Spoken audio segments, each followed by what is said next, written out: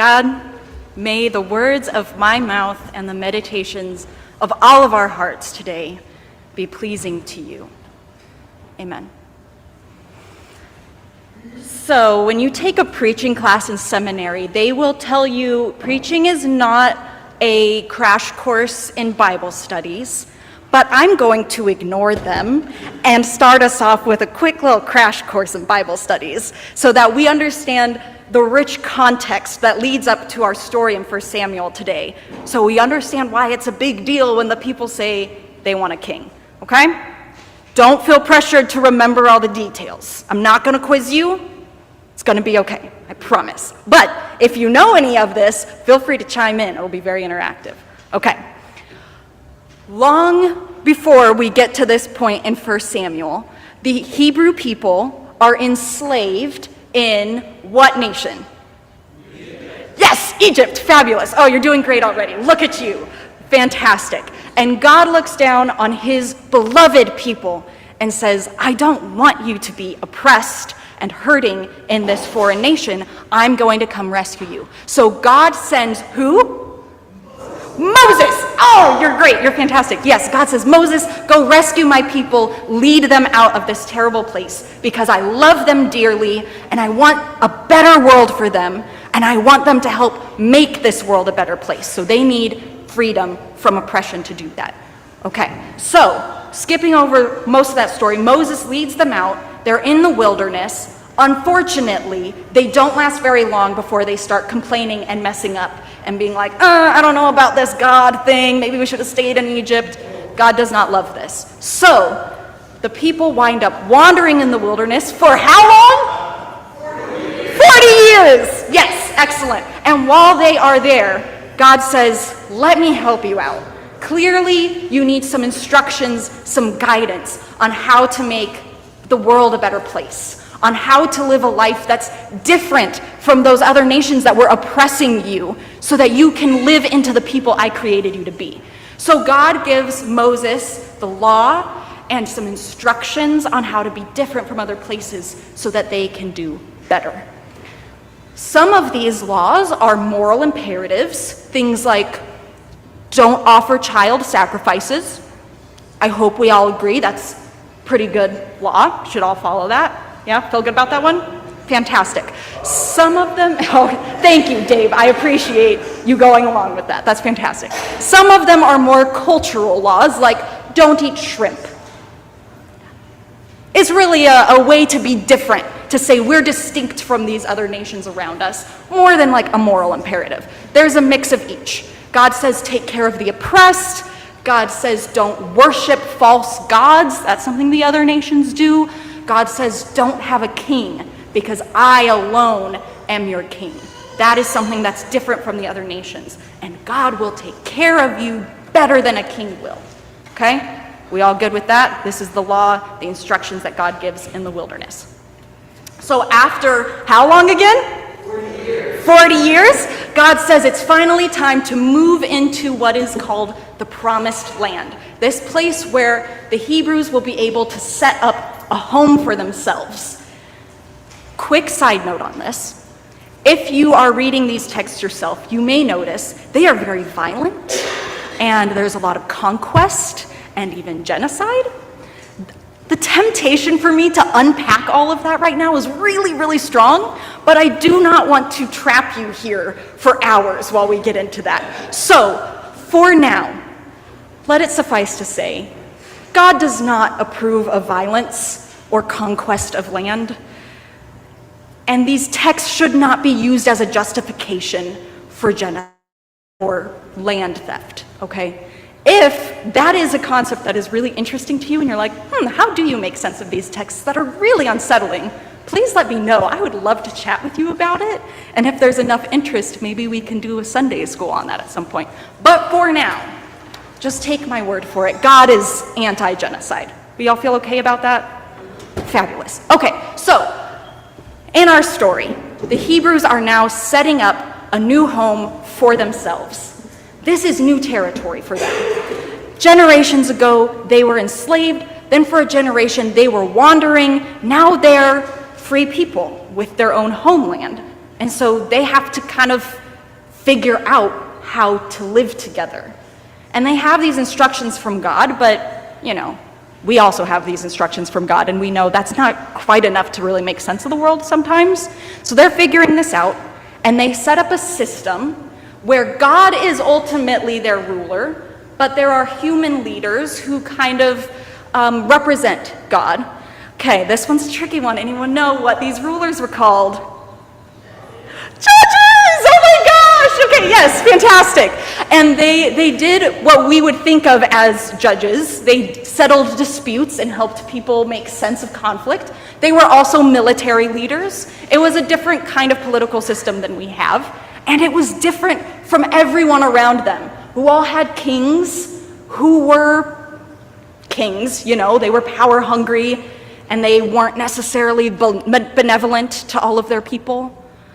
And that brings us to our story in 1 Samuel today. Okay, are we all good? You don't have to remember all those details, but you understand kind of the arc of how we get here, yeah? Yes. Wonderful, okay. So, in our story, the people come to Samuel, who's the last of the judges, and they say, we've been thinking about it, we've been talking with each other, we've been looking at these other nations, and they all have kings, and we want to be like them instead. We want to disregard this unique situation that God thought up for us and be like everybody else. And so Samuel takes this to God, and God says, number one, don't take it personally, Samuel. This isn't about you. They're not saying you're doing a bad job. They're rejecting me. And second of all, if that's what they really, really want, we will give it to them. But third, you have to warn them what they're getting themselves into.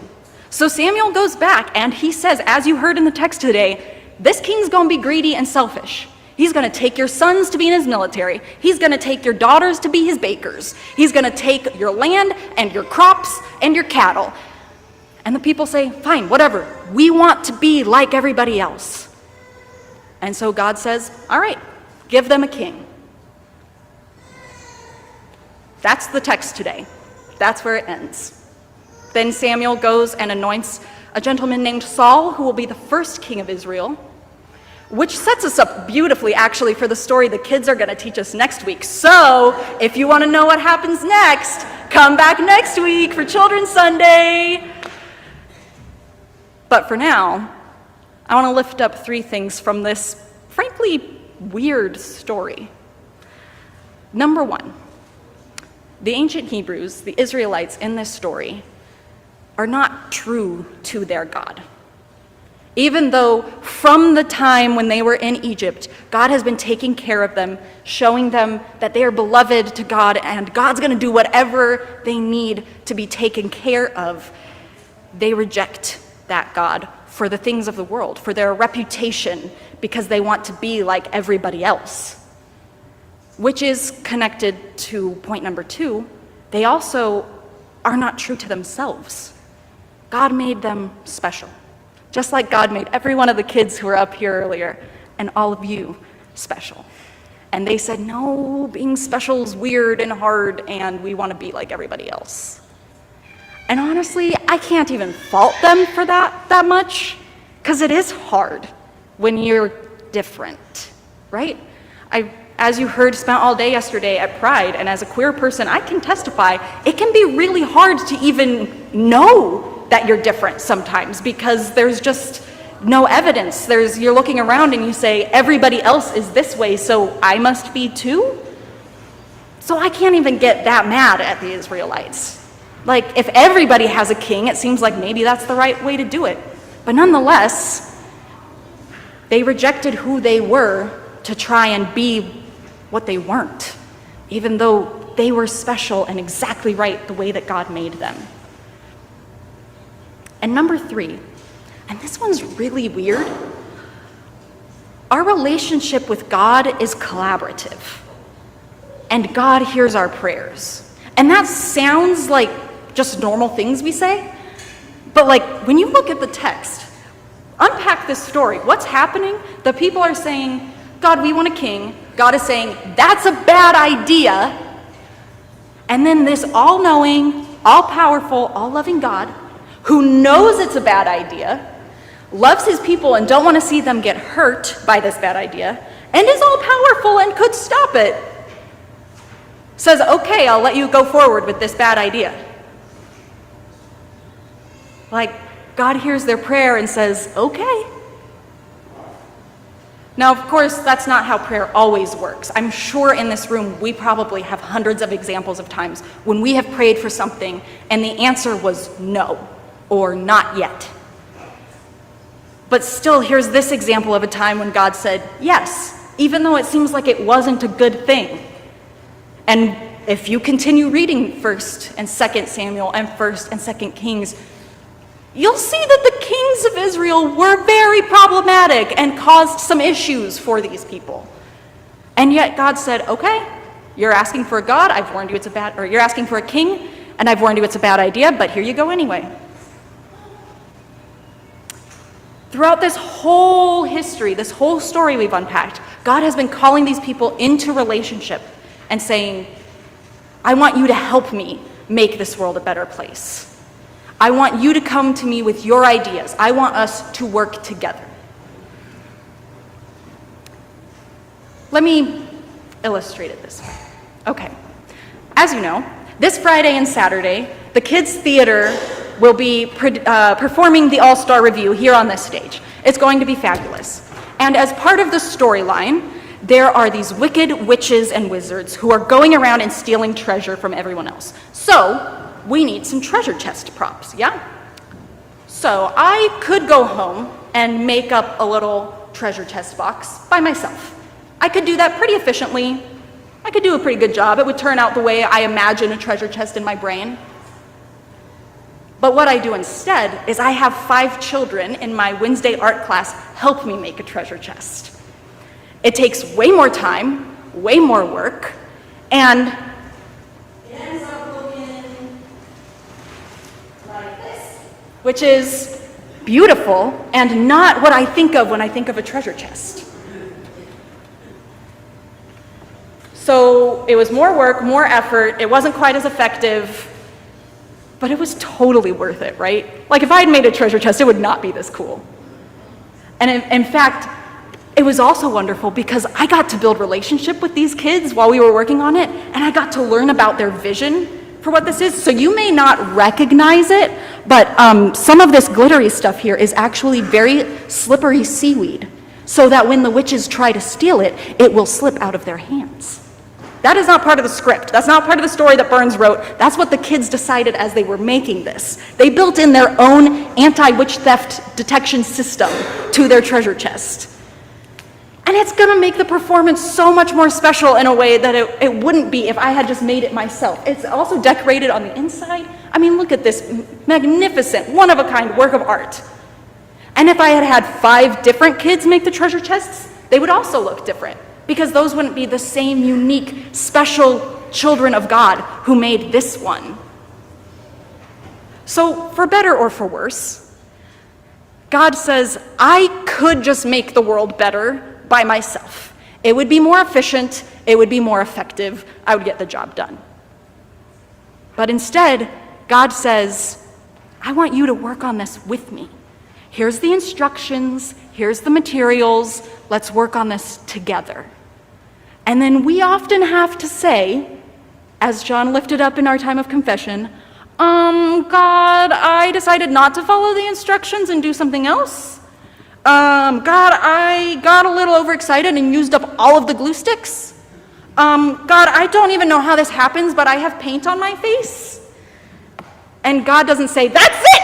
I'm over it! I'm making my own treasure chest! No, God says, all right, it's okay. Take a step back. I'll wipe the paint off of your face. Let's give it another try. We'll use tape this time instead of glue sticks. And we work it out together. And sometimes it's a disaster. But God still says it's worth it. Because you are the beloved children in God's art class. That God is bringing you into relationship and saying, let's do this hard work, this difficult project. of making the world a better place together. Amen.